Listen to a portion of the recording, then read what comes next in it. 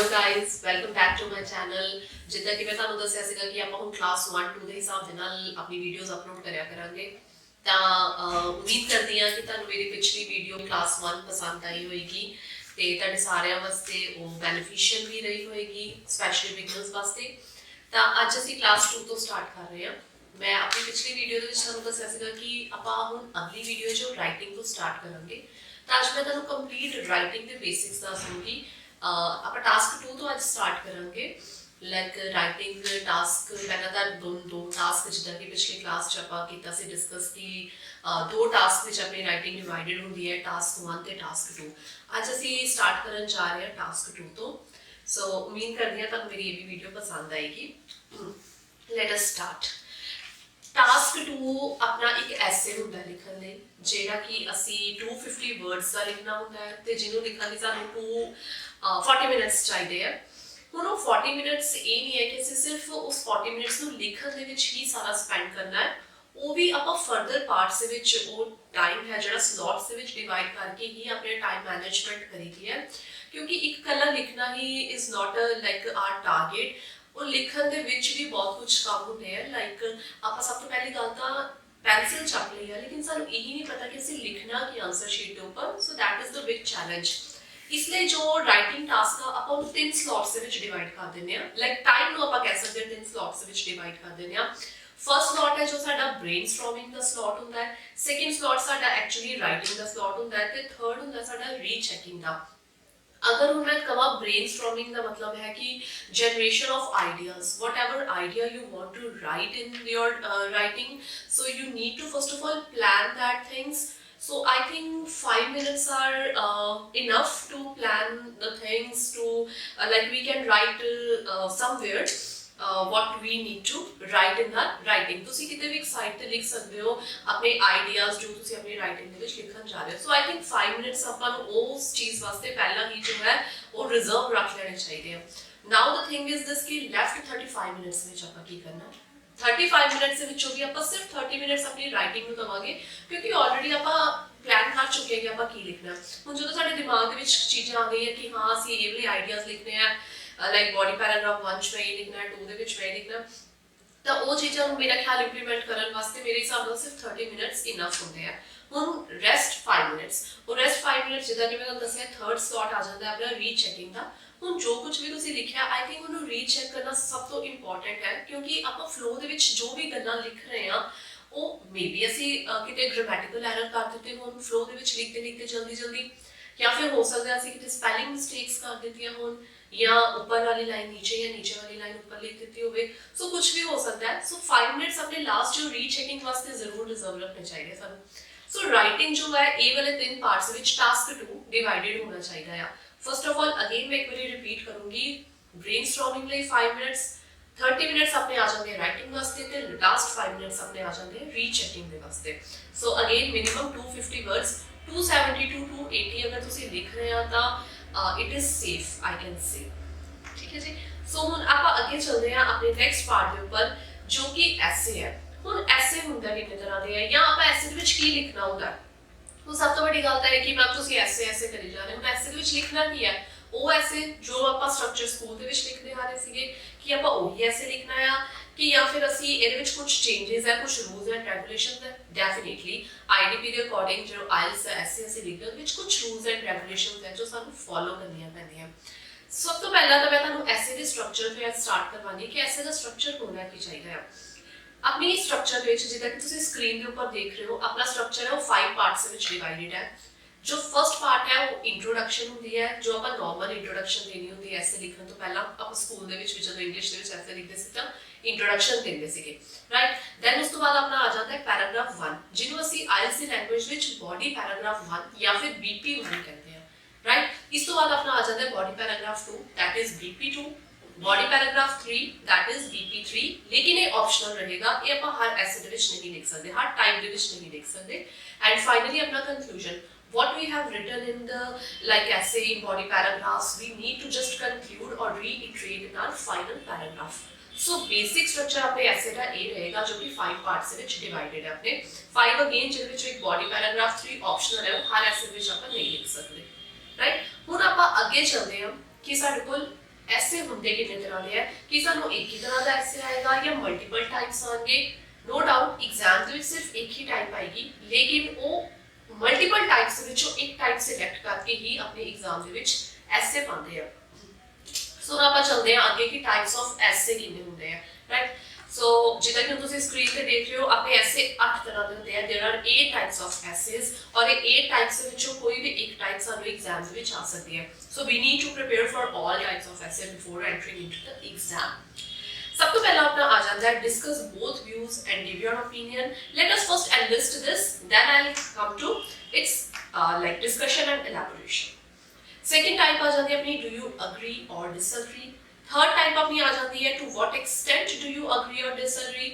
Fourth आ जाती है advantages and disadvantages. Fifth it is do the advantages outweigh और overweigh disadvantages. Sixth it is negative और positive. Seventh, it is problem cause solution effect. Combination of any two.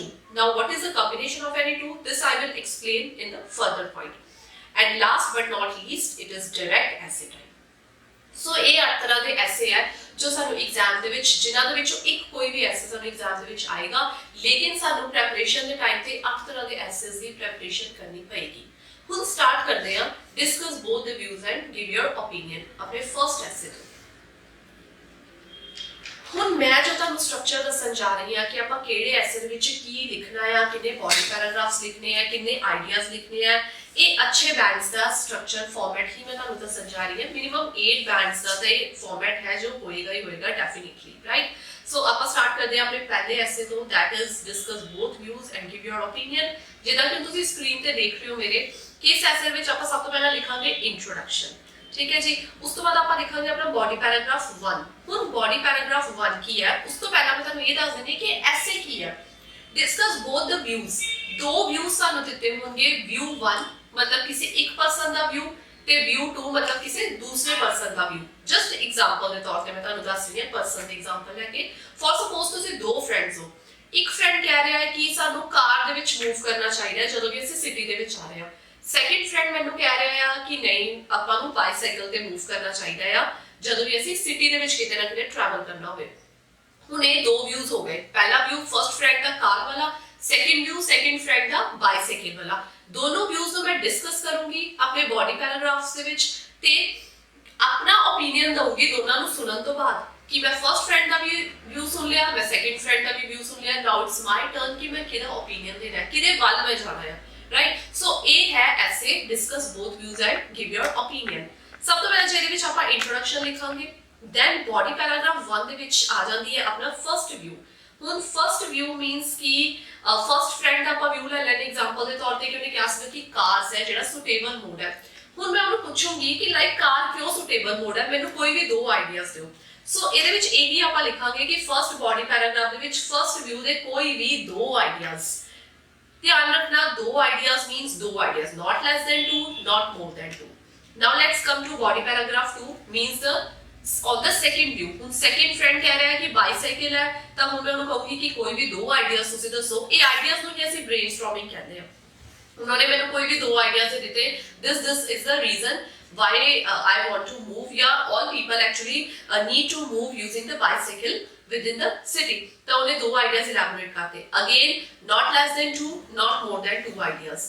सो ये तो हो गया मेरे दोनों व्यूज की discussion. Body paragraph 1 first view की discussion using 2 ideas, body paragraph 2 ਦੇ ਵਿੱਚ सेकंड व्यू की डिस्कशन यूजिंग 2 आइडियाज। हुन गल आ जाती है मेरे खुद के ओपीनियन की। जो मैं अपना ओपीनियन दूंगी वो मैं थर्ड बॉडी पैराग्राफ ਦੇ ਵਿੱਚ दूंगी, जो कि सिर्फ 3 to 4 लाइन्स है या 4 to 5 लाइन्स का होवे तां भी सफिशिएंट है। Last but not least again conclusion, जो कि मैं बॉडी पैराग्राफ 1, 2 एंड 3 ਦੇ ਵਿੱਚ ਲਿਖਿਆ ਉਹਨੂੰ ਜਸਟ ਮੈਂ ਰੀਇਟरेट करूंगी। Now comes to the example. According to my opinion, मेरा ओपीनियन यही कहता है कि सानू एंटायर एसे ਵਿੱਚ सिर्फ एक एग्जांपल ही लिखनी चाहिए है। अगर ਅਸੀਂ ਮਲਟੀਪਲ ਐਗਜ਼ਾਮਪਲਸ ਲਿਖ ਰਹੇ ਹਾਂ, ਲਾਈਕ ਬੋਡੀ ਪੈਰਾਗ੍ਰਾਫ 1 ਚ ਆਪਾਂ ਅਲੱਗ ਤੋਂ ਐਗਜ਼ਾਮਪਲ ਦੇ ਰਹੇ ਹਾਂ, 2 ਦੇ ਵਿੱਚ ਆਪਾਂ ਅਲੱਗ ਤੋਂ ਐਗਜ਼ਾਮਪਲ ਦੇ ਰਹੇ ਹਾਂ। ਇਹਦੇ ਕਈ ਫੈਕਟਰਸ ਇੱਥੇ ਆ ਕੇ ਕੰਮ ਕਰਦੇ ਆ। ਪਹਿਲਾ ਫੈਕਟਰ ਤੇ ਹੈ ਕਿ we are just like trying to fulfil our word limit. ਆਪਾਂ ਸਿਰਫ ਆਪਣੀ ਵਰਡ ਲਿਮਿਟ ਨੂੰ ਫੁਲਫਿਲ ਕਰ ਰਹੇ ਹਾਂ। ਸੈਕਿੰਡ ਇਹਦੇ ਵਿੱਚ ਇਹ ਫੈਕਟਰ ਕੰਮ ਕਰਦਾ ਹੈ ਕਿ नो डाउट अगर ਸਾਡੇ ਕੋਲ ਆਈਡੀਆਜ਼ ਅੱਛੇ ਵੀ ਹੁੰਦੇ ਆ, ਅਸੀਂ ਕੀ ਕਰਦੇ ਆ ਉਹਨੂੰ ਇਲੈਬੋਰੇਟ ਨਹੀਂ ਕਰਦੇ ਬਹੁਤ ਅੱਛੇ ਤਰੀਕੇ ਨਾਲ, ਡਿਸਪਾਈਟ ਕਿ ਅਸੀਂ ਉਹਨੂੰ ਕੀ ਕਰਦੇ ਆ ਉਹਦੀ ਜਗ੍ਹਾ ਤੇ ਅਸੀਂ एग्जाम्पल लिख देने। सो ਜਦੋਂ ਤੱਕ ਸਾਡਾ ਆਈਡੀਆ ਨਹੀਂ ਅੱਛੇ ਤਰੀਕੇ ਨਾਲ ਇਲੈਬੋਰੇਟ ਹੋਏਗਾ ਉਹ ਜਿਹੜਾ ਸਾਡੇ ਬੈਂਡ ਕਿਤੇ ਨਾ ਕਿਤੇ ਡਿਡਕਟ ਕਰਵਾਏਗੀ ਉਹ ਚੀਜ਼ right so a है अपना first essay type discuss both the views and give your opinion ਤੁਹਾਨੂੰ ਅਗਰ ਕੁਝ ਵੀ ਕਿਸੇ ਵੀ essay type ਦੇ ਵਿੱਚ ਜਾਂ ਸਟਰਕਚਰ ਦੇ ਵਿੱਚ ਜਾਂ ਫਾਰਮੈਟ ਕੁਝ ਨਹੀਂ ਸਮਝ ਲੱਗ ਰਹੀ ਤਾਂ ਕਾਈਂਡਲੀ ਮੈਨੂੰ ਕਮੈਂਟ ਕਰਨਾ ਤੁਸੀਂ ਨੀਚੇ ਸੋ ਮੈਂ ਕੋਸ਼ਿਸ਼ ਕਰੂੰਗੀ ਕਿ ਮੈਂ ਤੁਹਾਡੇ ਡਾਊਟਸ ਉੱਥੇ ਕਲੀਅਰ ਕਰ ਸਕਾਂ right let's come to the second essay type do you agree or disagree do you agree or disagree ਦੇ ਅਗੇਨ ਮੈਂ ਇਹ ਸਟਾਰਟ ਕਰੂੰਗੀ ਕਿ ਐਗਜ਼ਾਮਪਲ ਦੇ ਨਾਲ ਤੁਸੀਂ do you agree or disagree ਦਾ ਮਤਲਬ ਹੁੰਦਾ ਹੈ ਕਿ ਤੁਸੀਂ ਜੋ ਸਟੇਟਮੈਂਟ ਤੁਹਾਨੂੰ ਦਿੱਤੀ ਗਈ ਹੈ ਕਿ ਤੁਸੀਂ ਉਹਦੇ ਨਾਲ ਸਹਿਮਤ ਹੋ ਜਾਂ ਅਸਹਿਮਤ ਹੋ agree or disagree ਠੀਕ ਹੈ ਜੀ ਮੈਂ ਐਗਜ਼ਾਮਪਲ ਦਿੰਦੀ ਹਾਂ ਤੁਹਾਨੂੰ ਇੱਥੇ like communication in between family members is declining day by day so do you agree or disagree ਕਿ ਤੁਸੀਂ ਇਸ ਸਟੇਟਮੈਂਟ ਦੇ ਨਾਲ agree ਹੋ ਜਾਂ disagree ਹੋ ਕਿ ਜੋ ਆਪਣੀ ਕਮਿਊਨੀਕੇਸ਼ਨ ਹੈ in between family members ਉਹ ਘਟੀ ਜਾ ਰਹੀ ਹੈ ਹੁਣ ਇਸ ਐਸੇ ਨੂੰ ਲਿਖਣ ਦੇ ਮੇਰੇ ਕੋਲ ਦੋ ਤਰੀਕੇ ਆ ਕਈ ਵਾਰ ਕੀ ਹੁੰਦਾ ਸਟੇਟਮੈਂਟ ਦੇ ਉੱਪਰ ਡਿਪੈਂਡ ਕਰਦਾ ਹੈ ਕਿ ਸਟੇਟਮੈਂਟ ਕਹਿ ਰਹੀ ਹੈ ਕਿ ਮੈਨੂੰ ਮੈਂ 100% ਜਾਂ ਤਾਂ ਅਗਰੀ ਵੱਲ ਜਾਵਾਂ ਜਾਂ ਫਿਰ ਮੈਂ 100% ਡਿਸਅਗਰੀ ਵੱਲ ਜਾਵਾਂ ਦੂਸਰੇ ਪਾਸੇ ਮੈਨੂੰ ਕੋਈ ਸਟੇਟਮੈਂਟ ਇਹ ਵੀ ਕਹਿ ਰਹੀ ਹੈ ਕਿ ਮੇਰੇ ਕੋਲ ਇਹਦੇ ਦੋਨੋਂ ਵਿਊਜ਼ ਹੈ ਮੈਂ ਕਿਸੇ ਹੱਦ ਤੱਕ ਕਿਸੇ ਨਾ ਕਿਸੇ ਮਤਲਬ ਪੁਆਇੰਟ ਤੇ ਇਹਦੇ ਨਾਲ ਅਗਰੀ ਵੀ ਜਾ ਰਹੀ ਹਾਂ ਤੇ ਸਿਮਿਲਰਲੀ ਮੈਂ ਕਿਸੇ ਨਾ ਕਿਸੇ ਪੁਆਇੰਟ ਤੇ ਇਸ ਸਟੇਟਮੈਂਟ ਦੇ ਨਾਲ ਡਿਸਅਗਰੀ ਵੀ ਜਾ ਰਹੀ ਹਾਂ ਸੋ ਮੈਂ ਉਹੀ ਕਹਿ ਰਹੀ ਹਾਂ ਇਹਨੂੰ ਲਿਖਣ ਦੇ ਦੋ ਤਰੀਕੇ ਆ ਜਿਹੜਾ ਕਿ ਆਪਣਾ ਫਰਸਟ ਵੇ ਹੈ ਜਿਹੜਾ ਪਹਿਲਾ ਤਰੀਕਾ ਆ ਉਹ ਹੈ ਜਾਂ ਤਾਂ ਆਪਾਂ ਫੁੱਲੀ ਅਗਰੀ ਜਾ ਰਹੇ ਹਾਂ ਮੀਨਸ 100% ਅਗਰੀ ਜਾਂ ਫਿਰ ਆਪਾਂ 100% ਡਿਸਅਗਰੀ ਜਾ ਰਹੇ ਹਾਂ ਠੀਕ ਹੈ ਜੀ ਤਾਂ ਹੁਣ ਅਗਰ ਮੈਂ 100% ਜਾ ਰਹੀ ਹਾਂ ਤਾਂ ਮੈਂ ਬੋਡੀ ਇੰਟਰੋਡਕਸ਼ਨ ਤਾਂ ਆਪਾਂ ਲਿਖਣੀ ਹੈ ਉਸ ਤੋਂ ਬਾਅਦ ਮੈਂ ਬੋਡੀ ਪੈਰਾਗ੍ਰਾਫ 1 ਦੇ ਵਿੱਚ ਦੋ ਆਈਡੀਆਜ਼ ਲਿਖ ਦੂੰਗੀ ਜਾਂ ਫਿਰ ਜੇ ਮੈਂ ਅਗਰੀ ਜਾ ਰਹੀ ਹਾਂ ਤਾਂ ਉਹਦੇ ਦੋ ਆਈਡੀਆਜ਼ ਡਿਸਅਗਰੀ ਜਾ ਰਹੀ ਹਾਂ ਤਾਂ ਮੈਂ ਉਹਦੇ ਦੋ ਆਈਡੀਆਜ਼ ਇਦਾਂ ਹੀ ਬੋਡੀ ਪੈਰਾਗ੍ਰਾਫ 2 ਦੇ ਵਿੱਚ ਮੈਂ थर्ड एंड फोर्थ आइडिया मतलब रेस्ट टू आइडियाज लिख दूंगी अपने ਇਹਦੇ ਨਾਲ ਕੀ ਹੋਏਗਾ ਸੇਮ ਸਾਈਡ ਦੇ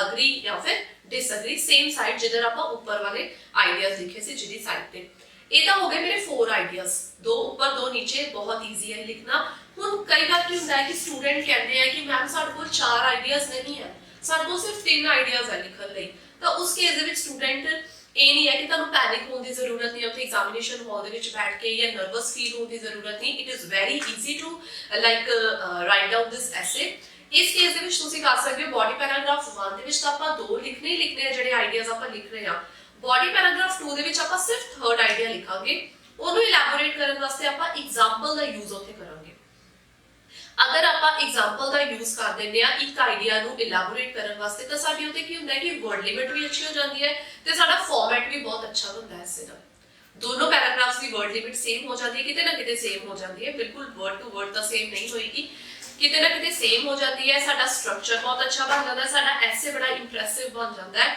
ਇਹ ਥਰਡ ਆਈਡੀਆ ਯੂਜ਼ ਕਰਨ ਦੇ ਨਾਲ ठीक है अगेन मैं ही कहूंगी any one example in the entire essay ਹੁਣ ਉਹ ਐਗਜ਼ਾਮਪਲ ਤਾਂ ਆਲਰੇਡੀ ਆਪਾਂ ਥਰਡ ਆਈਡੀਆ ਦੇ ਨਾਲ ਆਪਣੀ ਸੋਚੀ ਹੋਈ ਹੈ ਕਿ ਉਹਦੇ ਨਾਲ ਆਪਾਂ ਦੇਣੀ ਹੈ ਸੋ ਇਸ ਕੇਸ 'ਚ ਆਪਾਂ ਉੱਪਰ ਬੋਡੀ ਪੈਰਾਗ੍ਰਾਫ 1 ਦੇ ਵਿੱਚ ਐਗਜ਼ਾਮਪਲ ਨਹੀਂ ਦਵਾਂਗੇ ਫਿਰ ਇਹ ਹੋ ਗਿਆ ਮੇਰਾ ਫਰਸਟ ਵੇ ਜਿਹਦੇ 'ਚ ਮੈਂ 100% ਅਗਰੀ ਜਾਂ ਫਿਰ ਡਿਸਅਗਰੀ ਤੇ ਜਾ ਰਹੀ ਹਾਂ ਹੁਣ ਸੈਕਿੰਡ ਵੇ ਹੈ ਕਿ ਮੇਰੇ ਕੋਲ ਇਕੁਅਲ ਅਗਰੀ ਦੇ ਪੁਆਇੰਟਸ ਹੈ ਇਕੁਅਲੀ ਹੀ ਮੇਰੇ ਕੋਲ ਡਿਸਅਗਰੀ ਦੇ ਪੁਆਇੰਟਸ ਹੈ ਹੁਣ ਇਹ ਵੀ ਐਸੇ ਬਹੁਤ ਲਿਖਣਾ ਈਜ਼ੀ ਹੈ ਇਹਨੂੰ ਆਪਾਂ ਕਹਿੰਦੇ ਆ ਪਾਰਸ਼ੀਅਲ ਅਗਰੀ ਔਰ ਡਿਸਅਗਰੀ ਐਸੇ ਹੁਣ ਪਾਰਸ਼ੀਅਲ ਦੇ ਵਿੱਚ ਆਪਾਂ ਕੀ ਕਰਾਂਗੇ ਐਸ ਯੂਜੂਅਲ ਇੰਟਰੋਡਕਸ਼ਨ ਆਪਾਂ ਲਿਖਾਂਗੇ ਹੀ ਸੋ ਬੋਡੀ ਪੈਰਾਗ੍ਰਾਫ 1 ਦੇ ਵਿੱਚ ਮੈਂ ਦੋ ਆਈਡੀਆਜ਼ ਲਿਖੂੰਗੀ ਜਿਹਦੇ ਨਾਲ ਕਿ ਮੈਂ ਸਟੇਟਮੈਂਟ ਵੱਲ ਅਗਰੀ ਜਾ ਰਹੀ ਹਾਂ ਉਹਦੇ ਕੋਈ ਵੀ ਦੋ ਆਈਡੀਆਜ਼ ਇਦਾਂ ਹੀ ਬੋਡੀ ਪੈਰਾਗ੍ਰਾਫ 2 ਦੇ ਵਿੱਚ ਮੈਂ ਆਪੋਜ਼ਿਟ ਸਾਈਡ ਦੇ ਦੋ ਆਈਡੀਆਜ਼ ਲਿਖੂੰਗੀ ਕਿ ਮੇਰੇ ਕੋਲ ਡਿਸਅਗਰੀ ਦੇ ਵੀ ਬਰਾਬਰ ਹੈ points right so body paragraph 1 two ideas of agree body paragraph 2 two ideas of disagree again any one example in the entire essay and finally apna conclusion let's come to the third essay type that is what extent do you agree or disagree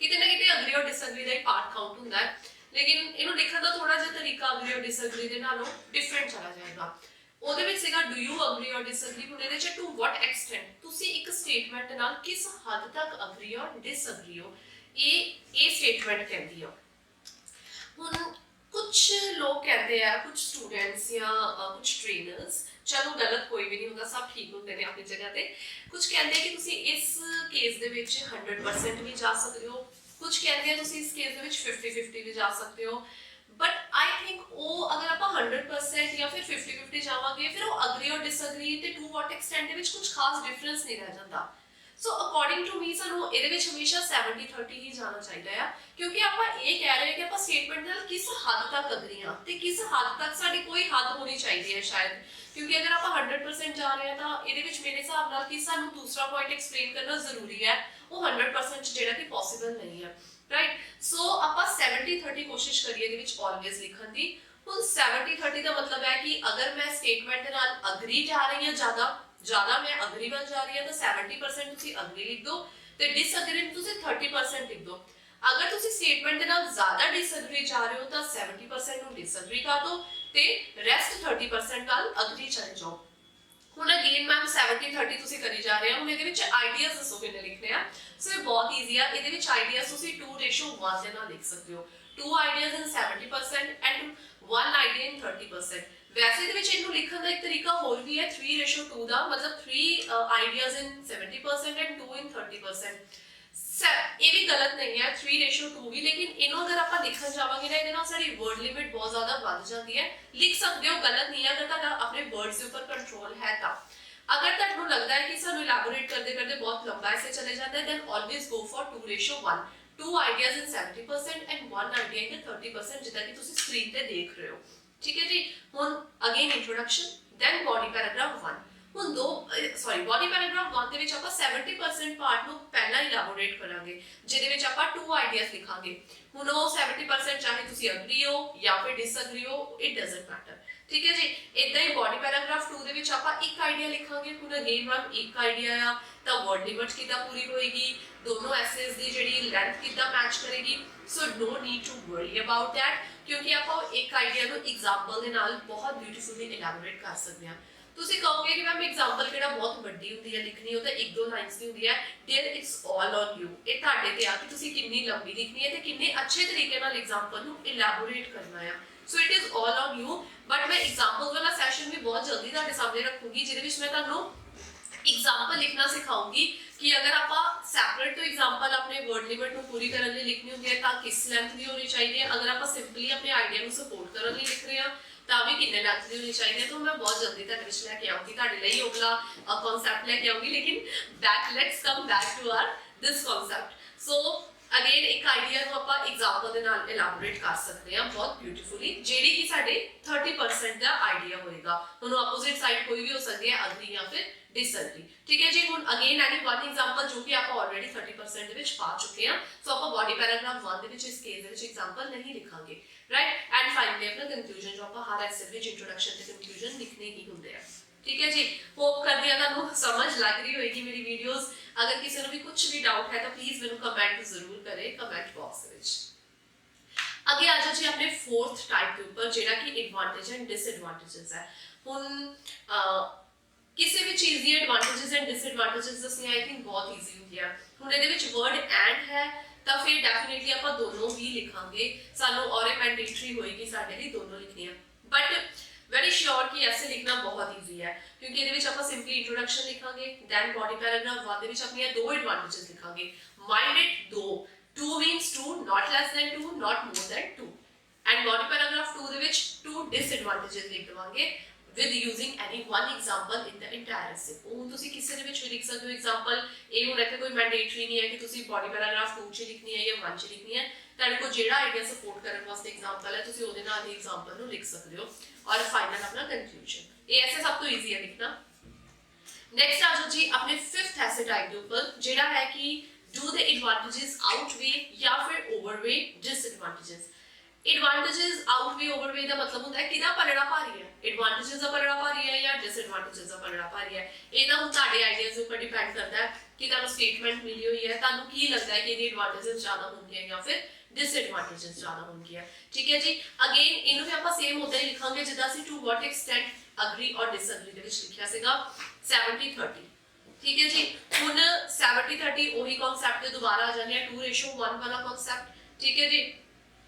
3:2 ਵਾਲਾ ਵੀ ਕਰ ਸਕਦੇ ਹੋ, 2:1 ਵਾਲਾ ਵੀ ਕਰ ਸਕਦੇ ਹੋ। It is all on you.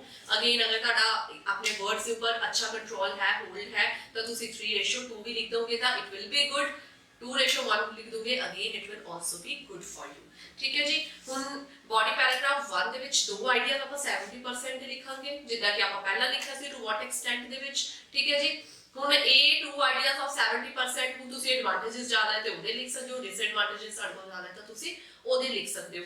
ਇਦਾਂ ਹੀ ਬॉडी paragraph 2 ਦੇ ਵਿੱਚ ਇੱਕ ਆਈਡੀਆ ਉਹਨੂੰ ਸਪੋਰਟ ਕਰਨ ਵਾਸਤੇ ਐਗਜ਼ਾਮਪਲ, ਠੀਕ ਹੈ, ਆਪੋਜ਼ਿਟ ਸਾਈਡ, ਰਾਈਟ। ਸੋ ਇਹ ਤਾਂ ਹੋ ਗਿਆ ਆਪਣਾ do the advantages outweigh or overweigh disadvantages। ਇਹਨੂੰ ਲਿਖਣ ਦਾ ਨਾ ਇੱਕ ਵੇ ਹੋਰ ਹੈ, ਉਹ ਹੈ 30-70। ਇਹ ਬਹੁਤ ਅੱਛਾ ਫਾਰਮੈਟ ਬਣੇਗਾ ਅਗਰ ਤੁਸੀਂ ਇਹਨੂੰ ਲਿਖਣਾ ਸਿੱਖ ਲਓਗੇ ਤਾਂ।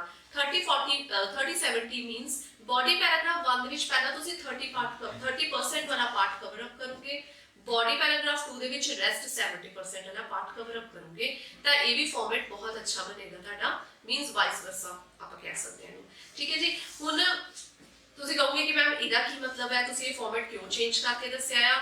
ਤਾਂ ਅਸੀਂ ਕੀ ਕਰਦੇ ਆ, ਅਸੀਂ ਜਦੋਂ ਕਿਸੇ ਦੀਆਂ ਵੀ ਕੋਈ ਚੀਜ਼ ਸਾਡੇ ਕੋਲ ਘੱਟ ਹੁੰਦੀ ਹੈ, ਫੋਰ ਐਗਜ਼ਾਮਪਲ ਸਾਡੇ ਕੋਲ ਕਿਸੇ ਦੀ ਅੱਛਾਈ ਘੱਟ ਹੈ, ਤਾਂ ਅਸੀਂ ਕੀ ਕਰਦੇ ਆ, ਪਹਿਲਾਂ ਉਸ ਬੰਦੇ ਦੀਆਂ ਨਾ ਅੱਛਾਈਆਂ ਦੱਸ ਦਿੰਦੇ ਆ।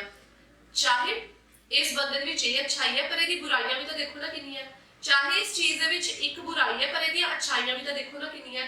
ਸੋ ਮੈਂ ਇਸ ਫਾਰਮੈਟ ਨੂੰ ਫੋਲੋ ਕਰਦੀ ਹਾਂ। ਅਗਰ ਤੁਸੀਂ ਇਹ ਫਾਰਮੈਟ ਨੂੰ ਫੋਲੋ ਕਰੋਗੇ ਤਾਂ ਬਹੁਤ ਅੱਛਾ ਰਹੇਗਾ ਕਿ ਆਪਾਂ 30% ਪਾਰਟ ਪਹਿਲਾਂ ਲਿਖ ਦਈਏ ਤੇ 70% ਅਸੀਂ ਬਾਅਦ ਵਿੱਚ ਲਿਖੀਏ। It will be very good for you if you start following this pattern, right? Let's come to the sixth essay type, that is negative or positive development। Again ਇਹ ਕਿਤੇ ਨਾ ਕਿਤੇ advantages and disadvantages ਵਾਲੇ essay ਦੇ ਨਾਲ match ਕਰਦਾ ਆ, क्योंकि negatives means disadvantages of anything and positive means advantages of anything। like advantages भी ਆਪਾਂ ਕਹਿ ਸਕਦੇ ਹਾਂ, positive मतलब ਉਹੀ ਅੱਛਾ side, negative means बुरा side। ਗੱਲ ਤਾਂ ਉੱਥੇ ਹੀ ਆ ਕੇ ਰੁਕ ਜਾਂਦੀ ਹੈ। ਫਿਰ ਹੁਣ ਇਹਨੂੰ ਵੀ ਅਗੇਨ ਮੇਰੇ ਕੋਲ ਲਿਖਣ ਦੇ ਦੋ ਤਰੀਕੇ ਆ। ਫਰਸਟ ਇਹ ਹੈ ਕਿ ਜਾਂ ਤਾਂ ਮੈਂ 100% ਨੈਗੇਟਿਵ ਵੱਲ ਜਾ ਰਹੀ ਹਾਂ ਜਾਂ ਮੈਂ 100% ਇੱਥੇ ਪੋਜ਼ਿਟਿਵ ਹੀ ਲਿਖ ਰਹੀ ਹਾਂ, ਰਾਈਟ। ਹੁਣ ਅਗਰ ਮੈਂ ਇੱਕ ਸਾਈਡ ਤੇ ਜਾ ਰਹੀ ਹਾਂ 100% ਦਾ ਇੰਟਰੋਡਕਸ਼ਨ, ਬੋਡੀ ਪੈਰਾਗ੍ਰਾਫ 1 ਦੇ ਵਿੱਚ ਦੋ ਆਈਡੀਆਜ਼, ਚਾਹੇ ਪੋਜ਼ਿਟਿਵ ਜਾਂ ਫਿਰ ਨੈਗੇਟਿਵ। ਇੱਧਰ ਹੀ ਬੋਡੀ ਪੈਰਾਗ੍ਰਾਫ 2 ਦੇ ਵਿੱਚ third and fourth idea, same side the positive ਔਰ ਨੈਗੇਟਿਵ। ਹੁਣ ਅਗੇਨ ਉਹੀ ਗੱਲ ਆ ਜਾਂਦੀ ਐਗਰੀ ਔਰ ਡਿਸਐਗਰੀ ਵਾਲੀ ਕਿ ਮੈਮ ਚਾਰ ਆਈਡੀਆਜ਼ ਹੈ ਹੀ ਨਹੀਂ ਹੈ ਤਾਂ ਲਿਖੇ ਕਿੱਥੋਂ? ਚਾਰ ਪੋਜ਼ਿਟਿਵ ਜਾਂ ਚਾਰ ਨੈਗੇਟਿਵ ਮੇਰੇ को किसी चीज से नहीं है तो मैं कित्थों लिखा? So very simple dear, no need to worry about that. Body paragraph 2 ਦੇ ਵਿੱਚ ਤੁਸੀਂ ਇੱਕ ਆਈਡੀਆ ਲਿਖੋ, ਥਰਡ ਆਈਡੀਆ ਲਿਖੋ, ਸੇਮ ਸਾਈਡ ਦਾ, ਉਹਨੂੰ ਇਲੈਬੋਰੇਟ ਕਰ ਦਿਓ ਆਪਣੀ ਐਗਜ਼ਾਮਪਲ ਦੇ ਨਾਲ। ਸੋ ਆਪਣੀ ਵਰਡ ਲਿਮਿਟ ਪੂਰੀ ਹੋ ਜਾਏਗੀ, ਦੋਨੋਂ ਐਸੇ ਦੀ ਲੈਂਥ ਦੋਨੋਂ ਪੈਰਾਗ੍ਰਾਫਸ ਦੀ ਲੈਂਥ ਪੂਰੀ ਹੋ ਜਾਏਗੀ, ਮੈਚ ਕਰ ਜਾਏਗੀ और अपना स्ट्रक्चर बहुत अच्छा ਜਿਹੜਾ ਆਪਾਂ ਸ਼ੋ ਕਰ ਸਕਦੇ ਹਾਂ, ਰਿਪਰੈਜ਼ੈਂਟੇਸ਼ਨ ਬਹੁਤ ਅੱਛੀ ਹੋ ਜਾਏਗੀ और अपना कंक्लूजन। ਇਹ ਐਸੇ ਕਿਤੇ ਨਾ ਕਿਤੇ ਜੋ ਇਹ ਪੈਟਰਨ ਹੈ ਅਗਰੀ ਔਰ ਡਿਸਐਗਰੀ ਦੇ ਨਾਲ ਵੀ ਮੈਚ ਕਰ ਰਿਹਾ, ਜੋ ਆਪਾਂ 100% ਅਗਰੀ ਔਰ ਡਿਸਐਗਰੀ ਨਾਲ ਗਏ ਸੀ, ਇਹ ਕਿਤੇ ਨਾ ਕਿਤੇ ਉਹਦੇ ਨਾਲ ਵੀ ਮੈਚ ਕਰਦਾ ਹੈ ਇਹ ਪੈਟਰਨ। ਸੈਕਿੰਡ ਵੇ ਨੂੰ ਲਿਖਣ ਦਾ ਅਗੇਨ ਪਾਰਸ਼ੀਅਲ ਸਟੇਟਮੈਂਟ, ਜਿੱਦਾਂ ਕਿ ਆਪਾਂ ਅਗਰੀ ਔਰ ਡਿਸਐਗਰੀ ਨੂੰ ਪਾਰਸ਼ੀਅਲ ਲਿਖਿਆ ਸੀ, ਆਪਾਂ ਇਹਨੂੰ ਵੀ ਪਾਰਸ਼ੀਅਲ ਲਿਖ ਸਕਦੇ ਹਾਂ। 50% positive 50% negative means two ideas of positives and two ideas of negative in the same essay। बहुत ईजी बनेगा क्योंकि साडे कोल किसी भी चीज दे अगर आप गल करिए साडे कोल कई बार नेगेटिव्स भी बराबर होंदे हैं ते पॉजिटिव भी बराबर होंदे हैं। एग्जांपल आप ले लेंगे स्मार्टफोन्स दी, हुण अगर सानू कोई स्मार्टफोन ते ऐसे आ जांदे ओदे नेगेटिव पॉजिटिव पूछे जांदे हैं तां इट इज 100% श्योर कि ओदे पॉजिटिव भी है ते ओदे नेगेटिव भी है। तां बेटर नहीं कि आप दोनों चीज़ें एग्जामिनर नू शो करिए कि साडे कोल दोनों चीज़ां है लिखण वास्ते। सो अगेन ਇਹਨੂੰ ਲਿਖਣ ਦਾ ਬਹੁਤ ਈਜ਼ੀ ਤਰੀਕਾ ਹੈ। ਬੋਡੀ ਪੈਰਾਗ੍ਰਾਫ 1 ਦੇ ਵਿੱਚ ਆਪਾਂ ਦੋ ਪੋਜ਼ਿਟਿਵ ਲਿਖ ਦਿੰਦੇ ਹਾਂ, ਦੋ ਆਈਡੀਆਜ਼ ਆਫ ਪੋਜ਼ਿਟਿਵ, ਤੇ ਬੋਡੀ ਪੈਰਾਗ੍ਰਾਫ 2 ਦੇ ਵਿੱਚ ਆਪਾਂ ਲਿਖ ਦਿੰਦੇ ਹਾਂ ਦੋ ਆਈਡੀਆਜ਼ ਆਫ ਨੈਗੇਟਿਵ ਜਾਂ ਫਿਰ ਅਨਦਰ ਸਾਈਡ, ਠੀਕ ਹੈ ਜੀ। ਔਰ ਆਪਣਾ ਕੰਕਲੂਜਨ ਅਗੇਨ ਐਨੀ ਵਨ ਐਗਜ਼ਾਮਪਲ ਇਨ ਦ ਇੰਟਾਇਰ ਐਸੇ, ਠੀਕ ਹੈ ਜੀ। ਹੋਪ ਤੁਹਾਨੂੰ ਸਮਝ ਲੱਗ ਰਹੀ ਹੋਏਗੀ ਸਾਰਿਆਂ ਨੂੰ। Let's come to the seventh type of essay now, that is problem, cause, solution and effect। Problem cause solution and effect ਜਦੋਂ ਮੈਂ ਉੱਪਰ ਐਨਲਿਸਟ ਕਰ ਰਹੀ ਸੀ ਐਸੇ ਤਾਂ ਉਹਦੇ ਵਿੱਚ ਮੈਂ ਨਾਮ ਲਿਖਿਆ ਸੀਗਾ ਕੰਬੀਨੇਸ਼ਨ ਆਫ ਐਨੀ ਟੂ। ਹੁਣ ਉਹ ਕੰਬੀਨੇਸ਼ਨ ਆਫ ਐਨੀ ਟੂ ਨੂੰ ਮੈਂ ਤੁਹਾਨੂੰ ਐਕਸਪਲੇਨ ਕਰਨ ਜਾ ਰਹੀ ਹਾਂ, ਉਹ ਕੀ ਚੀਜ਼ ਹੈ। ਇਹ ਐਸੇ ਆਉਂਦਾ ਹੈ ਕੋਈ ਵੀ ਦੋ ਕੰਬੀਨੇਸ਼ਨ ਦੇ ਨਾਲ। For example deforestation is becoming a serious problem worldwide, so what are its causes and what are its solution. मतलब किसी भी दो ਦੇ ਨਾਲ what are the problems deforestation causing और व्हाट आर इट्स सॉल्यूशन, ਇਹ ਵੀ ਦੋ ਕੰਬੀਨੇਸ਼ਨ ਆ ਸਕਦੇ ਆ। what are its like solution causes and what are its effect, ਇਹ ਵੀ ਦੋ ਕੰਬੀਨੇਸ਼ਨ ਦੇ ਨਾਲ ਐਸੇ ਆ ਸਕਦਾ ਹੈ। ਆਣਗੇ ਕਿਸੇ ਦੋ ਕੰਬੀਨੇਸ਼ਨ ਦੇ ਨਾਲ, ਇਹ ਚਾਰੋਂ ਕਦੀ ਵੀ ਇਕੱਠੇ ਨਹੀਂ ਆਣਗੇ ਜਿੱਦਾਂ ਕਿ ਤੁਸੀਂ ਆਪਣੀ ਸਕਰੀਨ ਤੇ ਦੇਖ ਰਹੇ ਹੋ, ਠੀਕ ਹੈ ਜੀ। ਹੁਣ ਇਸ ਐਸੇ ਨੂੰ ਵੀ ਅਗੇਨ ਲਿਖਣ ਦੇ ਮੇਰੇ ਕੋਲ ਦੋ ਤਰੀਕੇ ਹੈ। ਫਰਸਟ ਇਹ ਹੈ ਕਿ ਇੰਟਰੋਡਕਸ਼ਨ ਬੋਡੀ ਪੈਰਾਗ੍ਰਾਫ 1 ਦੇ ਵਿੱਚ ਮੈਂ ਅਗਰ ਦੋ ਰੀਜ਼ਨਸ ਲਿਖ ਦਿੰਦੀ ਆ ਜਾਂ ਫਿਰ ਦੋ ਪ੍ਰੋਬਲਮਸ ਲਿਖ ਦਿੰਦੀ ਆ, ठीक है। और बॉडी पैराग्राफ 2 ਦੇ ਵਿੱਚ ਮੈਂ ਦੋ ਸੋਲੂਸ਼ਨਸ ਲਿਖ ਦੇਣੀ ਆ, ਅਗਰ ਇਫੈਕਟ ਆਇਆ ਤਾਂ ਮੈਂ ਦੋ ਇਫੈਕਟਸ ਲਿਖ ਦੇਣੀ ਆ। मतलब again only two ideas, not less than two, not more than two। अगर ਤੁਸੀਂ ਦੋ ਰੀਜ਼ਨਸ ਉੱਪਰ ਦੇ ਰਹੇ ਆ ਤਾਂ ਤੁਹਾਨੂੰ ਦੋ ਹੀ ਸੋਲੂਸ਼ਨਸ ਨੀਚੇ ਦੇਣੇ ਪੈਣੇ ਆ। अगर 2 प्रॉब्लम्स नीचे दे रहे हैं तो 2 इफेक्ट्स या फिर 2 सॉल्यूशंस ही देने पैने ताकि वो जो ਤੁਹਾਡਾ कॉन्ट्राडिक्ट ना करे आइडियाज किते भी आके। ठीक है जी। ਹੁਣ ਇਹਦਾ ਲਿਖਣ ਦਾ ਸੈਕਿੰਡ ਵੇ ਕੀ ਹੈ, ਫਸਟ ਬॉडी ਪੈਰਾਗ੍ਰਾਫ ਦੇ ਵਿੱਚ ਤੁਸੀਂ ਫਸਟ ਰੀਜ਼ਨ ਪਲੱਸ ਨਾਲ ਹੀ ਉਹਦਾ ਫਸਟ ਸੋਲੂਸ਼ਨ ਲਿਖ ਦੋਗੇ, ਜਿੱਦਾਂ ਕਿ ਫਸਟ ਪ੍ਰੋਬਲਮ ਜਾਂ ਫਿਰ ਨਾਲ ਹੀ ਉਹਦਾ ਫਸਟ ਇਫੈਕਟ ਲਿਖ ਦੋਗੇ। ਇਦਾਂ ਕਿ ਬॉडी ਪੈਰਾਗ੍ਰਾਫ 2 ਦੇ ਵਿੱਚ ਤੁਸੀਂ ਸੈਕਿੰਡ ਰੀਜ਼ਨ ਪਲੱਸ ਨਾਲ ਹੀ ਉਹਦਾ ਸੈਕਿੰਡ ਸੋਲੂਸ਼ਨ ਜਾਂ ਫਿਰ ਇਫੈਕਟ ਲਿਖ ਦੋਗੇ। ਇਹ ਬਹੁਤ ਹੀ ਅੱਛਾ ਸਟਰਕਚਰ ਤੇ ਫਾਰਮੈਟ ਬਣੇਗਾ ਅਗਰ ਤੁਸੀਂ ਅਗੇਨ ਇਹਨੂੰ ਲਿਖਣਾ ਸਿੱਖ ਲਿਆ ਜਾਂ ਫਿਰ ਇਹਨੂੰ ਫੋਲੋ ਕਰਨਾ ਤੁਹਾਨੂੰ ਪਤਾ ਲੱਗ ਗਿਆ ਕਿ ਆਪਾਂ ਕਿੱਦਾਂ ਲਿਖ ਸਕਦੇ ਹਾਂ। और अपना finally conclusion and any one example in the entire essay. Right, हुन लास्ट बट नॉट लीस्ट अपना 8th एसे टाइप आ जाता है जो कि है डायरेक्ट एसे टाइप। डायरेक्ट एसे टाइप ਦੇ ਵਿੱਚ ਸਾਨੂੰ डायरेक्टली कुछ भी पूछ सकते हैं, why is this the reason, why you think so, this is happening। so ਇਹ ਹੁੰਦਾ ਹੈ डायरेक्ट एसे टाइप ਜਿਹਦੇ ਵਿੱਚ ਸਾਨੂੰ ਇੱਕ ਪਾਰਟਿਕੂਲਰ ਸਟੇਟਮੈਂਟ ਨਹੀਂ ਨੀਚੇ ਦਿੱਤੀ ਹੁੰਦੀ ਕਿ ਡਿਸਕਸ ਬੋਥ ਦ ਵਿਊਜ਼, ਅਗਰੀ ਡਿਸਐਗਰੀ। डायरेक्ट ਉਹਨਾਂ ਨੇ ਸਾਨੂੰ ਸਾਡਾ ਸਿਰਫ पॉइंट ऑफ व्यू पूछा होता है कि why do you think it is happening या according to you what are its causes। so इतना का कुछ डायरेक्ट ਸਾਨੂੰ ਦਿੱਤਾ ਹੁੰਦਾ ਹੈ। ਰਾਈਟ, ਸੋ ਜਿੱਦਾਂ ਕਿ ਤੁਸੀਂ ਸਕਰੀਨ ਤੇ ਦੇਖ ਰਹੇ ਹੋ ਐਸੇ ਲਿਖਣਾ ਇਹ ਵੀ ਬਹੁਤ ਈਜ਼ੀ ਹੈ। ਬॉडी ਪੈਰਾਗ੍ਰਾਫ 1 ਦੇ ਵਿੱਚ 2 ਆਈਡੀਆਜ਼ ਤੁਸੀਂ ਸਪੋਰਟ ਆਫ ਦ ਸਟੇਟਮੈਂਟ ਲਿਖ ਸਕਦੇ ਹੋ। ਇਹਦੇ ਵਿੱਚ ਆਪਾਂ ਸਪੋਰਟ ਆਫ ਦ ਸਟੇਟਮੈਂਟ ਤੇ ਨਹੀਂ ਜਾਵਾਂਗੇ ਕਿਉਂਕਿ ਆਪਾਂ ਆਪਣਾ ਵਿਊ ਦੇ ਰਹੇ ਹਾਂ ਇੱਥੇ। ਠੀਕ ਹੈ, ਸੋ ਆਪਣੇ 2 ਵਿਊਜ਼ ਆਪਾਂ ਬॉडी ਪੈਰਾਗ੍ਰਾਫ 1 ਦੇ ਵਿੱਚ ਦੇ ਦਾਂਗੇ ਕਿ why this is happening। Again body paragraph 2 ਦੇ ਵਿੱਚ ਆਪਾਂ ਆਪਣੇ ਅਨਦਰ 2 ਵਿਊਜ਼ ਦੇ ਦਵਾਂਗੇ, ਮਤਲਬ ਥਰਡ ਐਂਡ ਫੋਰਥ ਆਈਡੀਆ ਦੇ ਦਵਾਂਗੇ ਸੇਮ ਸਾਈਡ ਦਾ ਕਿ why this is happening। ਅਗਰ ਅਗੇਨ ਉਹੀ ਤੁਹਾਡੇ ਕੋਲ 4 ਆਈਡੀਆਜ਼ ਨਹੀਂ ਹੈ ਤਾਂ ਬॉडी ਪੈਰਾਗ੍ਰਾਫ 2 ਦੇ ਵਿੱਚ ਤੁਸੀਂ ਥਰਡ ਆਈਡੀਆ ਪਲੱਸ ਐਗਜ਼ਾਮਪਲ ਦੇ ਨਾਲ ਉਹਨੂੰ ਇਲੈਬੋਰੇਟ ਕਰ ਸਕਦੇ ਹੋ। so any one example in the entire essay, again this is the like a point which you need to take care of specially। so ਇਹ ਸੀ ਮੇਰਾ ਅੱਜ ਦਾ ਰਾਈਟਿੰਗ ਟਾਸਕ 2 ਦੀ class ਜਿਹਦੇ ਵਿੱਚ ਮੈਂ ਸਿਰਫ ਤੁਹਾਨੂੰ ਬੇਸਿਕ ਦੱਸਿਆ ਹੈ ਕਿ ਐਸੇ ਲਿਖਣ ਦਾ ਕੀ ਫਾਰਮੈਟ ਹੁੰਦਾ ਹੈ, ਕਿੰਨੇ ਤਰ੍ਹਾਂ ਦੇ ਐਸੇਜ਼ ਹੈ ਤੇ ਆਪਾਂ ਇਹਨੂੰ ਕਿਸ ਤਰ੍ਹਾਂ ਇਹਦਾ ਪੈਟਰਨ ਲਿਖ ਸਕਦੇ ਹਾਂ ਤਾਂ ਕਿ ਆਪਾਂ ਸਿਰਫ ਪੈਟਰਨ ਤੋਂ ਹੀ ਆਪਣਾ ਅੱਛੇ ਬੈਂਡ ਸਕੋਰਸ ਕਰ ਸਕੀਏ। ਹੁਣ ਇਹਦੇ ਵਿੱਚ ਮੇਰੇ ਹਿਸਾਬ ਨਾਲ ਤੁਹਾਡੀ ਕੋਹਰੈਂਸ ਐਂਡ ਕੋਹੀਜ਼ਨ ਪਾਰਟ ਕਵਰ ਅਪ ਹੋ ਜਾਂਦਾ ਹੈ। ਹੁਣ ਕੋਹਰੈਂਸ ਐਂਡ ਕੋਹੀਜ਼ਨ ਪਾਰਟ ਕੀ ਹੈ, ਉਹ ਇੱਕ ਇਵੈਲੂਏਸ਼ਨ ਕ੍ਰਾਈਟੇਰੀਆ ਹੈ ਰਾਈਟਿੰਗ ਦਾ। ਹੁਣ evaluation means checking criteria, IDP ਆਪਣੀ ਰਾਈਟਿੰਗ ਕਿੱਦਾਂ ਚੈੱਕ ਕਰਦੀ ਹੈ ਉਹ ਕ੍ਰਾਈਟੇਰੀਆ ਆ। ਹੁਣ ਮੈਂ ਆਪਣੀ ਨੈਕਸਟ ਥਰਡ ਕਲਾਸ ਦੇ ਵਿੱਚ ਕੋਸ਼ਿਸ਼ ਕਰੂੰਗੀ ਤੁਹਾਨੂੰ ਇਵੈਲੂਏਸ਼ਨ ਕ੍ਰਾਈਟੇਰੀਆ ਸਾਰਾ ਐਕਸਪਲੇਨ ਕਰ ਦਵਾਂ ਜਿਹੜਾ ਕਿ ਟਾਸਕ 1 ਤੇ ਟਾਸਕ 2 ਵਾਸਤੇ ਦੋਨਾਂ ਵਾਸਤੇ ਐਪਲੀਕੇਬਲ ਹੈ ਕਿ ਜੋ ਆਪਣੀ ਰਾਈਟਿੰਗ ਚੈੱਕ ਹੁੰਦੀ ਉਹ ਕਿਹੜੇ ਕ੍ਰਾਈਟੇਰੀਆਜ਼ ਨੂੰ ਨਜ਼ਰ ਦੇ ਵਿੱਚ ਰੱਖਦੇ ਹੋਏ ਆਈਡੀਪੀ ਰਾਈਟਿੰਗ ਚੈੱਕ ਕਰਦਾ। ਸੋ ਮੈਂ ਕੋਸ਼ਿਸ਼ ਕਰੂੰਗੀ ਆਪਣੀ ਥਰਡ ਕਲਾਸ ਦੇ ਵਿੱਚ ਮੈਂ ਇਹ ਵਾਲਾ ਕਨਸੈਪਟ ਤੁਹਾਡਾ ਕਲੀਅਰ ਕਰਵਾ ਦਵਾਂ। ਉਸ ਤੋਂ ਬਾਅਦ ਫਿਰ ਆਪਾਂ ਰਾਈਟਿੰਗ ਟਾਸਕ 1 ਤੇ ਸਟਾਰਟ ਕਰਾਂਗੇ ਜਦੋਂ ਤੁਹਾਨੂੰ ਟਾਸਕ 2 ਬਾਰੇ ਕੰਪਲੀਟ ਬੇਸਿਕ ਨੌਲੇਜ ਮਿਲ ਜਾਏਗੀ।